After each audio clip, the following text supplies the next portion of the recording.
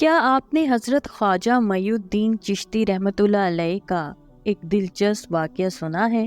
تو چلیے چلتے ہیں آج کی ویڈیو کی جانب۔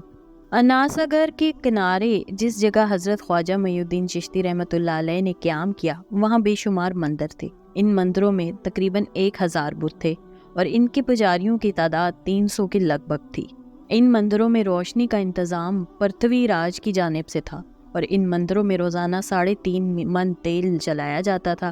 ان مندروں میں ایک مندر خاص پرتھوی راج کا تھا، جس کے اخراجات کے لیے پرتھوی راج کی جانب سے کئی گاؤں وقف تھے۔ اس مندر کا نام راج مندر تھا، جس میں راجہ، امرا اور اشراف ہنود کے علاوہ عوام کو داخلے کی اجازت نہ تھی۔ ان مندروں کے قریب ہی آپ رحمۃ اللہ علیہ اور آپ کے رفقا تالاب میں وضو کر کے نماز پڑھا کرتے تھے، اور اجمیر کے ہنود خصوصاً برہمنوں کو یہ باتیں سخت ناگوار گزرتی تھیں۔ برہمنوں نے پرتھوی راج سے شکایت کرتے ہوئے کہا، ایک مسلمان فقیر اور اس کے چند ساتھی اناسگڑھ کے کنارے مندروں کے قریب ٹھہرے ہوئے ہیں۔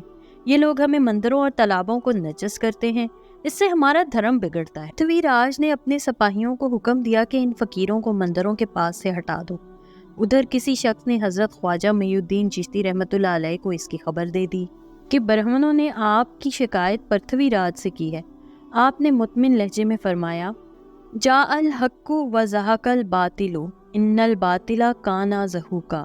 پرتھوی راج کے حکم کی تعمیل کے لیے پولیس کا ایک دستہ، جس کے ساتھ اہل ہنود بالخصوص برہمنوں کا ایک جم غفیر تھا، حضرت خواجہ معی الدین چشتی کو اناسگڑھ کے کنارے سے اٹھانے کے لیے روانہ ہوا۔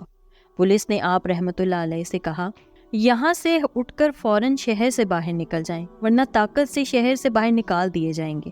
حضرت خواجہ معی الدین چشتی نے اس بےہودہ بکواس کی طرف کوئی توجہ نہ دی۔ پولیس اور برہمنوں نے طاقت استعمال کرنا چاہی، مگر جو ہی پولیس اور برہمن آپ پر حملہ کے لیے آگے بڑھے تو آپ نے ایک مٹھی خاک پر آیت الکرسی پڑھ کر حملہ آوروں کی جانب پھینک دی۔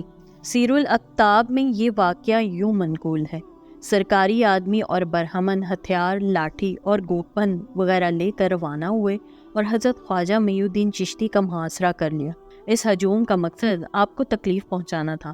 اس عبارت کا مفہوم ہے، کفار اجمیر کا ارادہ صرف حضرت خواجہ معی الدین چشتی کا شہر سے اخراج ہی نہ تھا، بلکہ وہ چاہتے تھے کہ آپ کو آپ کے رفقا سمیت قتل کر دیں۔ بہرحال حضرت خواجہ معی الدین چشتی نے ایک مٹھی خاک دشمنوں کی جانب پھینکی۔ جس شخص پر اس خاک کے ذرے پڑے وہ دیوانہ ہو گیا، یا اس کا جسم خشک ہو گیا اور بے حس حرکت ہو گئے۔ دشمنوں میں بھگدڑ مچ گئی اور لوگ بھاگتے دوڑتے ہوئے پرتھوی راج کے پاس پہنچے اور سارا حال بیان، اور کچھ لوگوں نے مندروں میں چھپ کر پناہ لی۔ اس طرح کی مزید دلچسپ ویڈیوز دیکھنے کے لیے دیکھتے رہیے میرے چینل کو لائک، سبسکرائب اور شیئر ضرور کیجیے، اور ساتھ ہی ساتھ بیل آئیکن کو بھی دبا دیجیے۔ شکریہ۔ اللہ حافظ۔